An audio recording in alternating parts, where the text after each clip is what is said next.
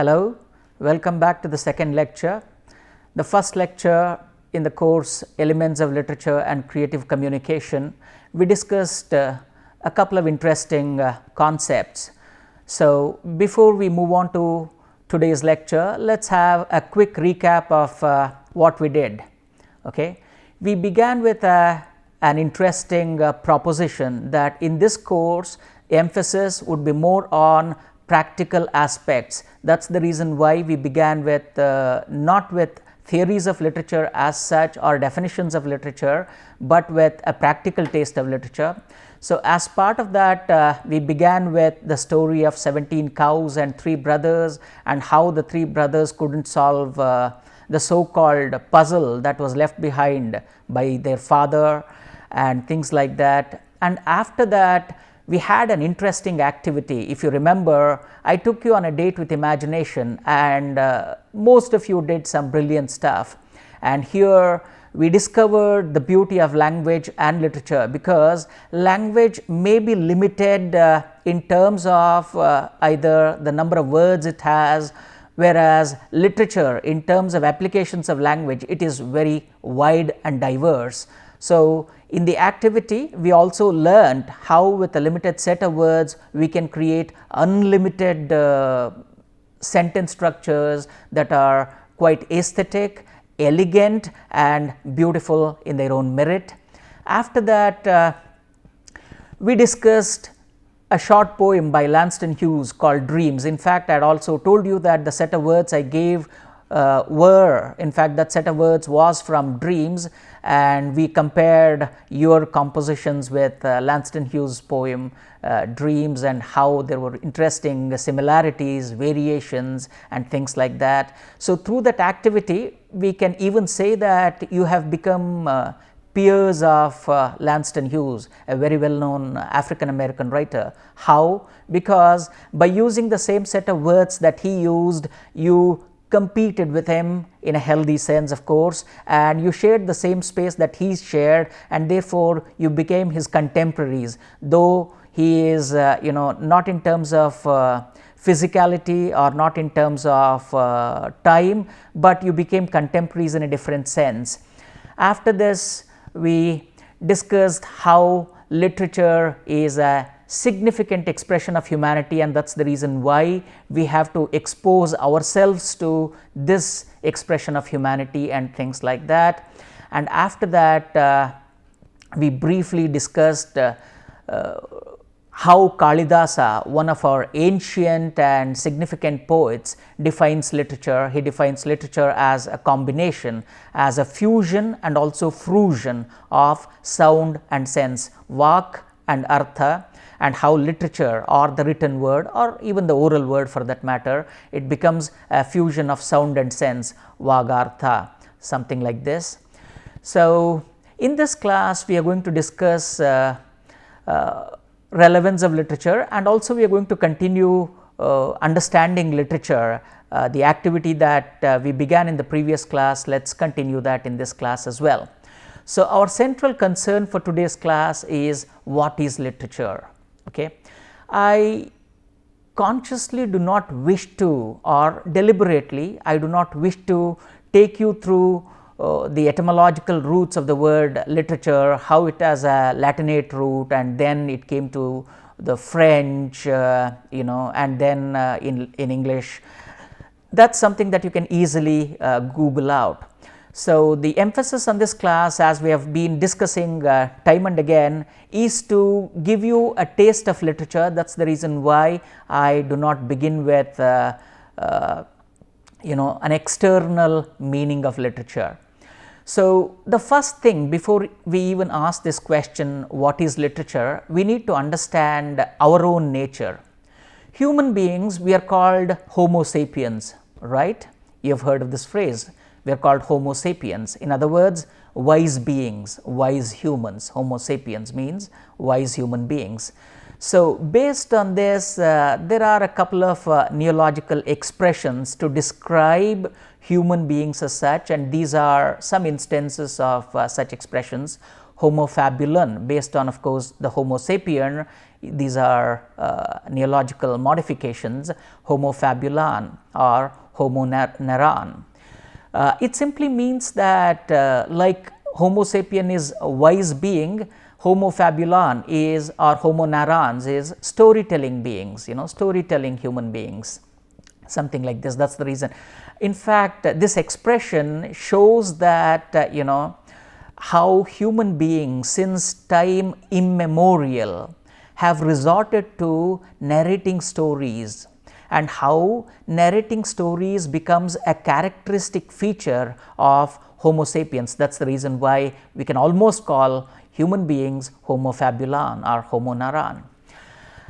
Yeah, keeping up with the spirit of the course, we began, if you remember, we began with a short story. Even here, we are going to begin with another very interesting short story.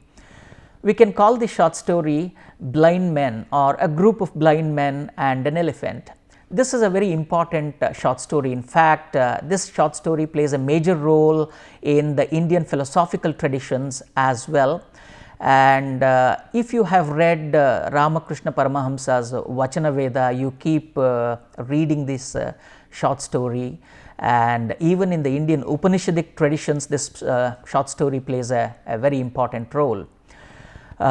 You will have heard the story in some form or the other, and the story is also linked to Buddhist traditions. That is why I said that in the diverse Indian philosophical traditions, this story plays quite a significant role.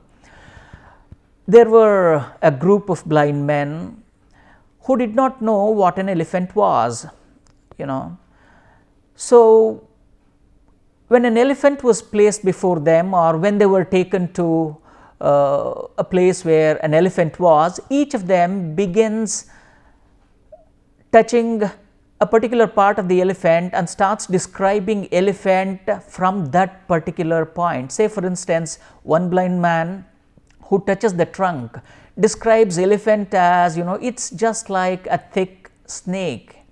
Another guy who touches the ears says it looks like a fan. And the other guy who is holding the leg of an elephant, he says, no, I would disagree with you. Elephant is like a pillar, it's a solid pillar. And the guy who is holding the trunk, who is just feeling the trunk, he says, no, I do not agree with any of you. Elephant is more like a wall, it's a thick wall. And the guy who is sensing the tail of the elephant, he says, no, it's a very slick rope, something like that. I say this because the concept of literature is something similar. The kind of definitions that we are going to discuss today, they are going to describe literature from a certain vantage grounds.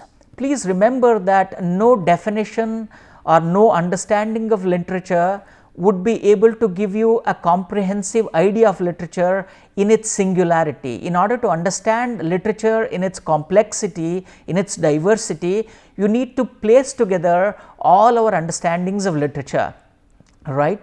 And why is it that the story plays an important role in the Indian philosophical traditions? Because this story is used as a kind of an example. It's a fable to describe the concept of God, how our understanding of God, our discourses on God or religion, how they are just fragmentary in nature, and unless we club all these fragmentary understandings, we will not be able to get a complete, or if not complete, at least a comprehensive picture of God. So, I invoke this story because the kind of definitions, the kind of insights we are going to get, no insight is going to exhaust the notion of literature. Therefore, we need to club them, and together we need to understand what the concept of literature is. So, probably we might need an entire course, or some writers even say that they need an entire life to understand the concept of literature. So, let us understand this question, what is literature, in that spirit. All right. The concept of literature is, as it is quite evident by now, it is quite amorphous. It is not a concrete definition. Whatever definitions we are going to give, they are quite amorphous, fluid definitions, right. So, like the concept of the world or the concept of the universe, our understanding of literature is constantly evolving and also already evolved, like the universe we say, right. The universe is still evolving and already evolved to a certain extent. Literature too is still evolving and already evolved to a certain extent. That is why I call it a fluid construct or an amorphous understanding. All right.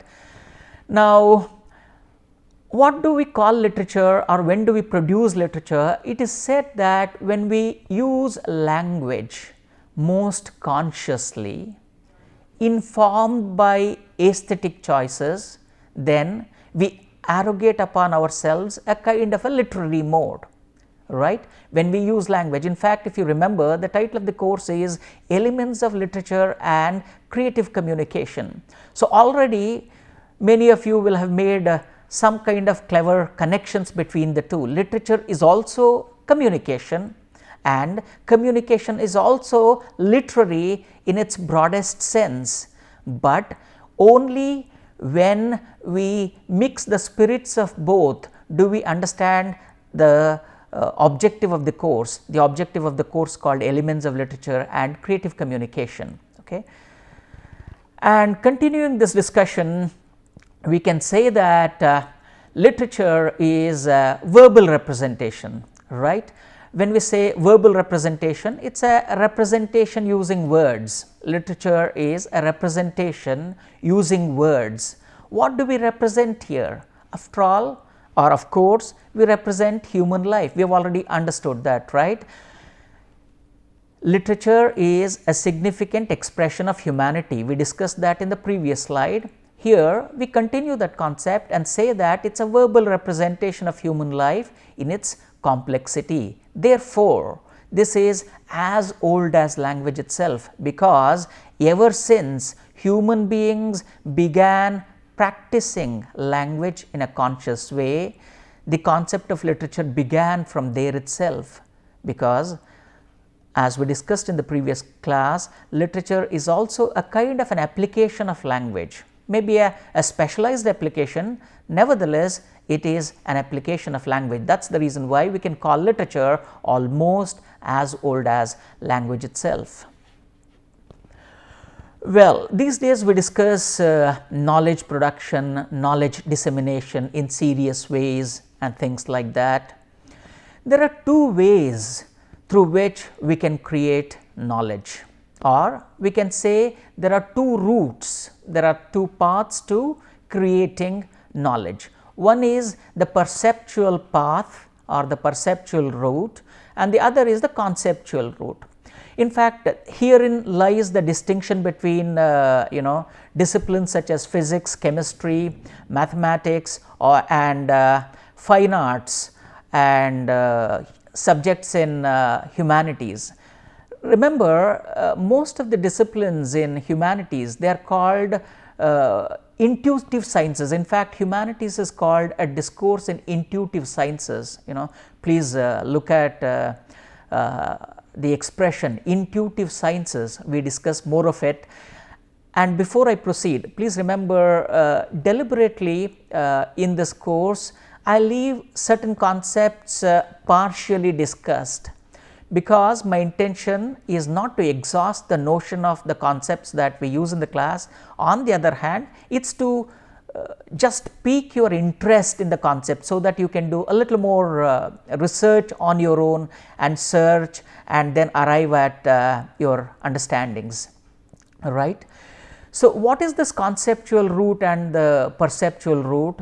See, the conceptual route is you imagine a certain concept, you imagine, you understand, it is a cognitive intersection. It is a cognitive intersection to knowledge production. You imagine, an idea is something that you imagine, you execute, you think it twice, and then that leads you to understanding something. That is a conceptual route to knowledge making, knowledge production. The other is perceptual route. Perceptual route involves your sensory organs. I see, I use my sensory organs, I see and learn something, I hear and learn something, I touch, I taste, things like that. That's the perceptual route. And here in the perceptual route, emphasis is more on experience as such. It's an experiential understanding as opposed to conceptual understanding. Literature belongs to this category of perceptual route, that is, it basically gives you an experience. Like it's always said, right, the taste of pudding is in eating it, because if you haven't had a taste of pudding, you wouldn't know what a pudding is. Or if you are from South India, let us say obbattu, there is a delicious thing called obbattu. So, if you haven't eaten it, no amount of description would do justice to that delicacy. So, literature is experiential. Unless you experience it, you wouldn't know what is it. That is the reason why I said that literature creates knowledge in a different way, And how does it do that? How does it do that? If the conceptual route resorts to the abstract things, the perceptual route turns it into a concrete object. To make these complex words sound very simple, it's a simple thing. Now, when I say freedom, let's say for instance there is a 5-year guy or a girl who wants to understand the concept of freedom. No amount of explanation would explain, or would be sufficient to make the child understand freedom, right? On the other hand, what you can do, you can show the child a caged bird, and you release the bird from its cage and the bird flies, or you can show it through the picture, or you can make the child read it in a short story and things like that. That's when the child understands it, right?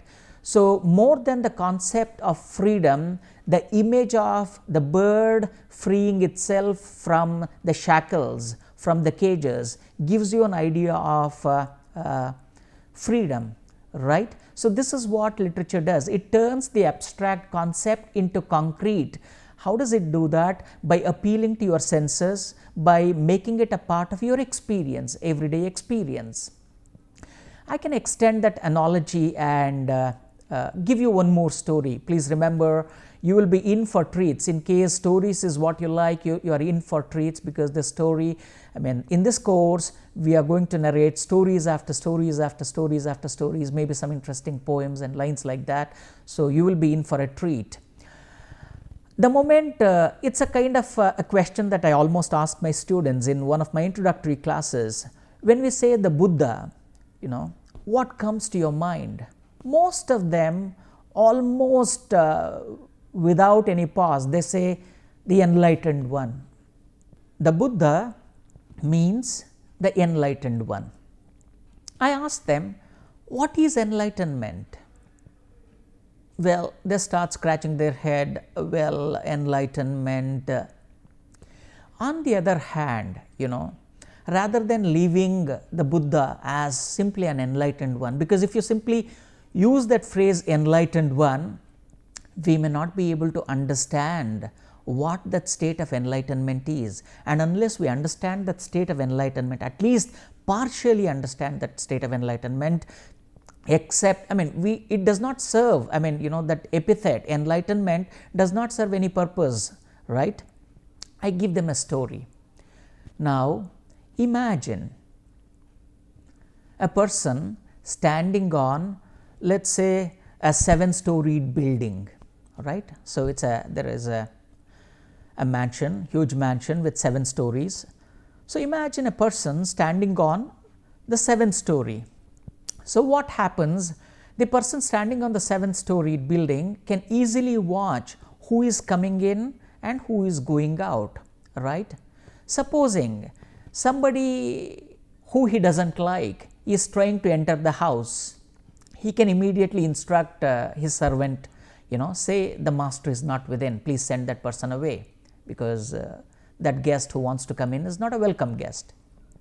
On the other hand, when he is standing on top of the 7 floors, if he sees a person approaching and he wants to meet that person because he is a welcome guest, then he instructs the person below, please open the door, I want to meet him, something like this, right. That is the advantage. Person standing on 7th floor or 7-story building, that is what he can see, that is the advantage, that is the advantage. So, Buddha is also somebody like a person standing on the 7th floor. Well, you might ask, how is it? How are you going to connect the Buddha with the person standing on the 7th floor? Now, let us replace the 7-storied building with the 7 layers of consciousness or multiple layers of consciousness. Then, Buddha is a person who is standing on top of that. Then what happens? Supposing anger is trying to knock in and enter you, because Buddha is a person standing on the 7 layers, there could be any number of layers of consciousness, we do not know. He can instruct the person, let us say here the intellect or buddhi, say no, anger is not a welcome guest, therefore the intellect shuts the door because the master above has instructed him not to open the door, therefore anger is not welcome.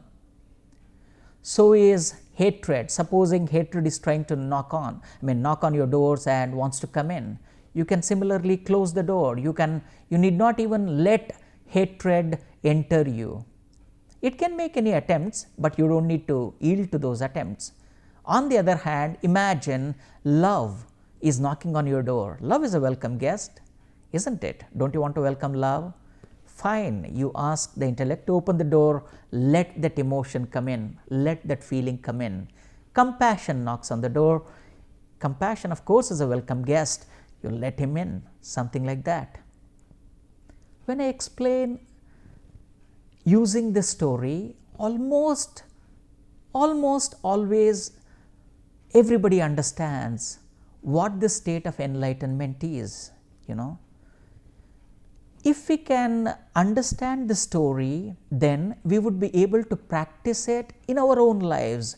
If not to a complete extent, at least we can begin our journey. We can keep the first step ahead, right? That's the first step. If you understand the story and if you have experienced the spirit behind it, then you have already taken the first step towards becoming the Buddha. Of course, it's quite an arduous journey, but you are always you have started with a bang because you have understood what the journey is all about, you have kept your first step. And now, continuing the concept, in literature, I always say this, even in communication too, this is something common between communication and literature. And after all, when we say literature, it's also a form of communication. We have already discussed that.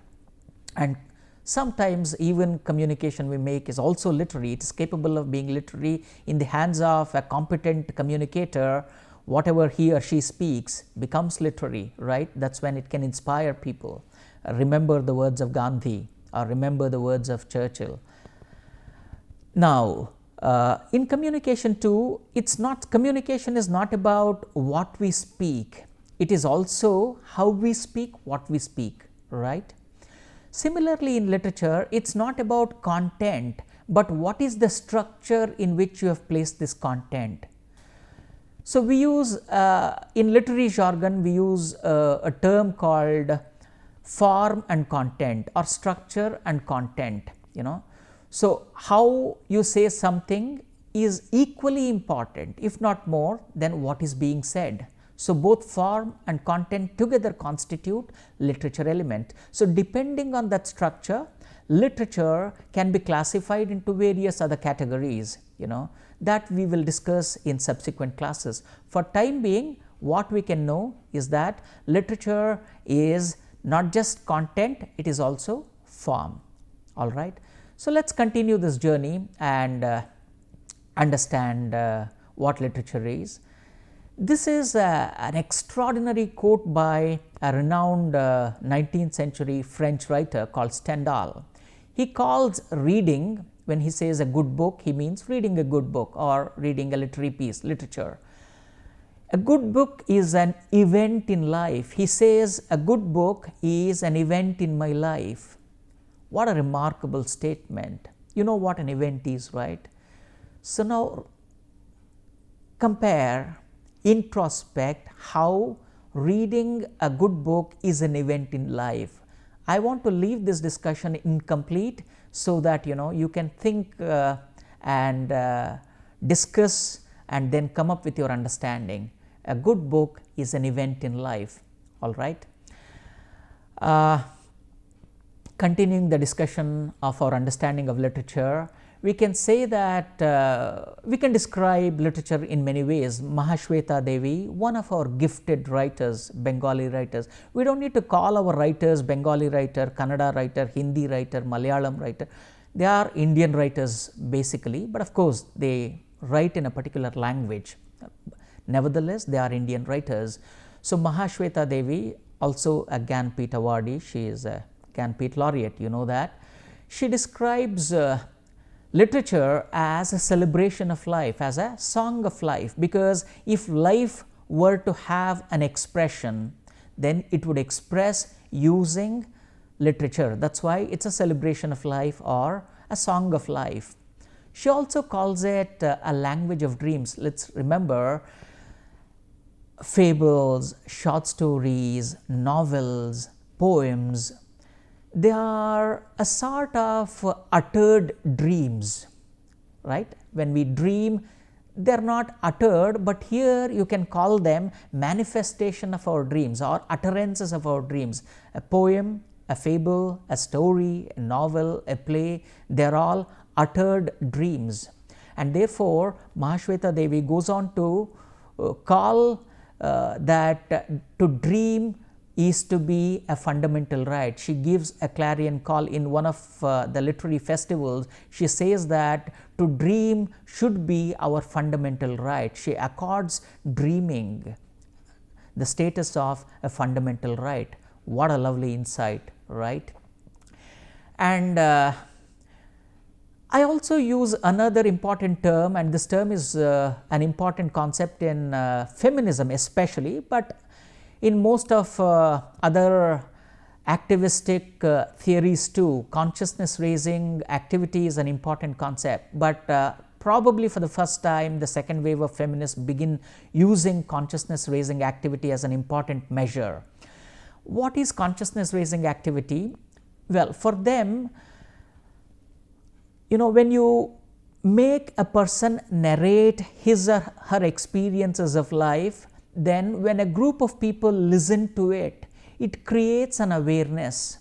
It's an awareness raising activity. You can also call it an awareness raising activity. Therefore, feminists believe that through these kind of group sessions, by making each other narrate to each other the experiences of their life or the experiences of their oppression, you create a kind of a cathartic effect, and thereby you raise the awareness among people. Literature precisely does that job. That's the reason why I call literature a consciousness raising enterprise.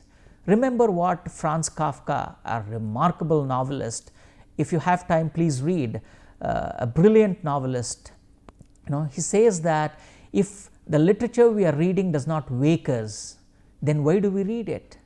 Because the purpose of literature is to awaken us. A literary work must be an ice axe to break the sea frozen inside us. What a remarkable quotation it is, that literature acts as something that breaks the ice within. Ice here is again metaphoric. Ice is something that prevents, you need a melting of the ice for the free flow of life, right? So literature must create that experience in us. So literature in that sense is also a consciousness raising activity. And before I end this class, I give a very interesting line to my students, and this is something that all of us can think over, right? So this is, we can begin our next class with an interesting discussion of this. Just consider this statement: literature helps me live 1,000 lives within a single life. Literature helps me live 1,000 lives within a single life. Pause for a while. See what the statement is trying to say. Debate with yourself, is it possible to live multiple lives within a single life? If possible, how is it possible? If not possible, why not possible?